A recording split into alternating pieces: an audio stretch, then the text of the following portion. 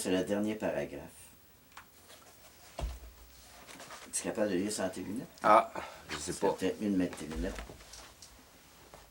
Oui, j'imagine. Je les enlèverai après, tu sais.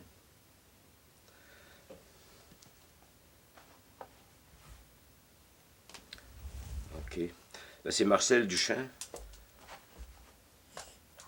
On parle de lui ici dans ce beau grand livre. Marcel Duchamp, la peinture même. C'est quoi l'idée de ce que je vais lire, Pierrot? L'idée, c'est que c'est le premier dans l'histoire de l'art qui a exprimé l'idée que la vie œuvre d'art, la vie personnelle œuvre d'art était plus importante que l'œuvre d'art. Puis parce qu'il l'a appliqué dans sa vie. Et il témoigne de ça dans une entrevue. Et c'est ce texte-là que tu vas lire. Le chemin pour... Que le chemin pour sa propre vie est plus important que l'œuvre que tu crées. Ouais. La peinture que tu donnes à vendre n'est pas importante. Ce qui est important, c'est que tu fasses de ta vie personnelle une œuvre d'art. Et il le dit clairement là-dedans. C'est ce chemin-là qu'on appelle la poétique. C'est la poétique, c'est ça, exact. Le terme qui a été inventé après par...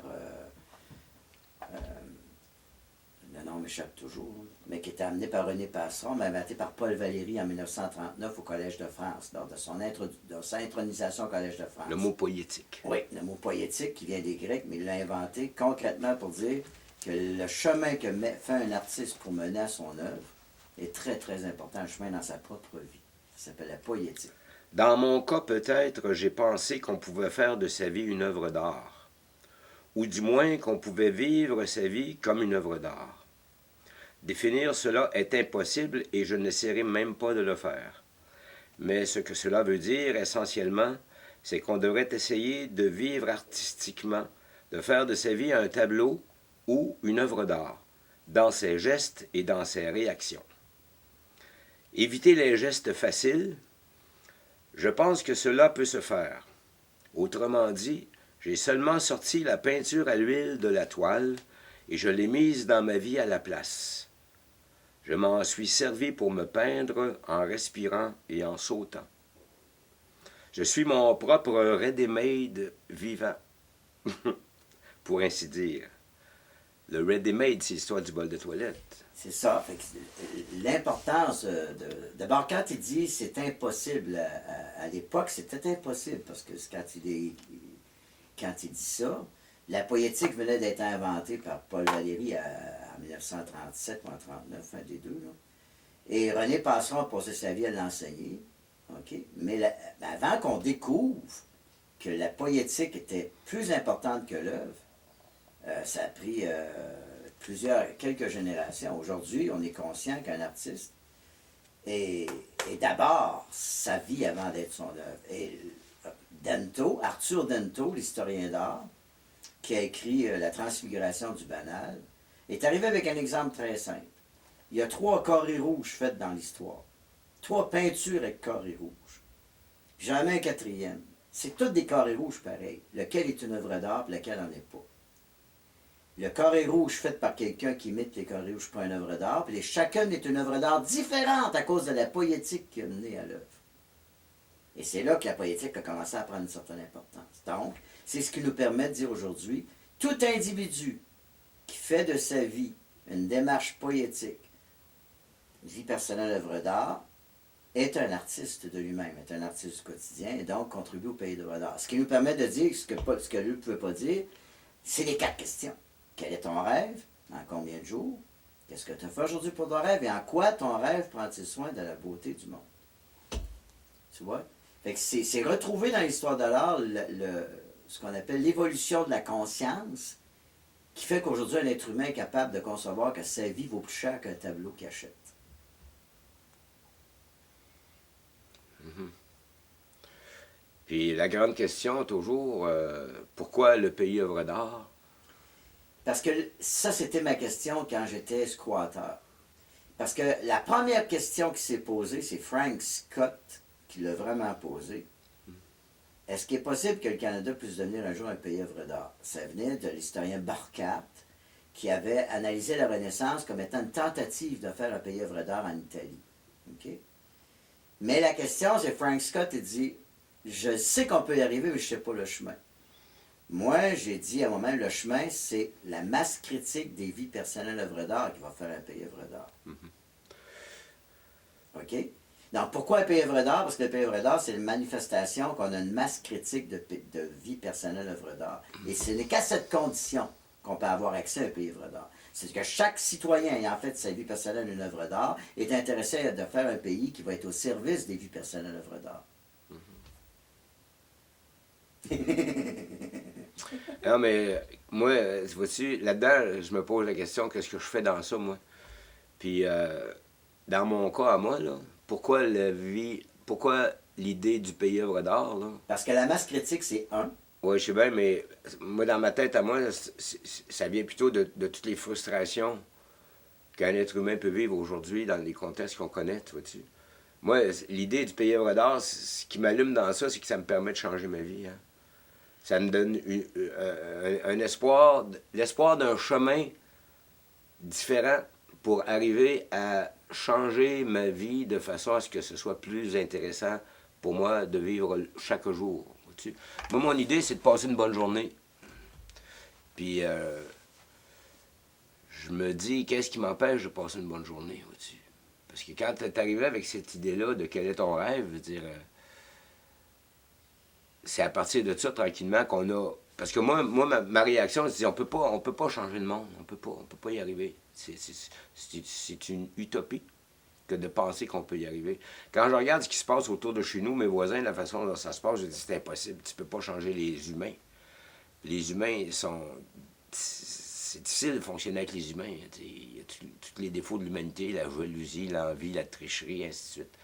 Puis de simplement s'imaginer qu'on peut dépasser ça, ben moi, je me sentais sur un chemin impossible. Vois-tu, quand j'avais cette idée-là de changer le monde. Mais là, tout d'un coup, avec l'histoire dont tu viens de parler, l'historique des choses, je me rends compte que l'impossible est possible. Parce que les autres l'ont fait, vois-tu. Puis si je regarde dans ma vie à moi, là, d'avant, là, il y en a des choses impossibles qui me sont arrivées, puis qui, pour le meilleur, et pour, tu vois-tu, comme l'histoire d'amour avec Marlene. J'étais rendu à 32 ans quand on s'est rencontrés, puis je me posais la question, est-ce possible que tout d'un coup, j'ai trouvé l'histoire d'amour que je m'imagine possible qui peut m'arriver? Puis je me disais, ben, les chances sont minces, vois-tu. Mais à 30 ans plus tard, je m'aperçois qu'on a réussi. On a réussi, on est encore en amour aujourd'hui, puis ça nous fait, moi, ça me fait passer une bonne journée, ça.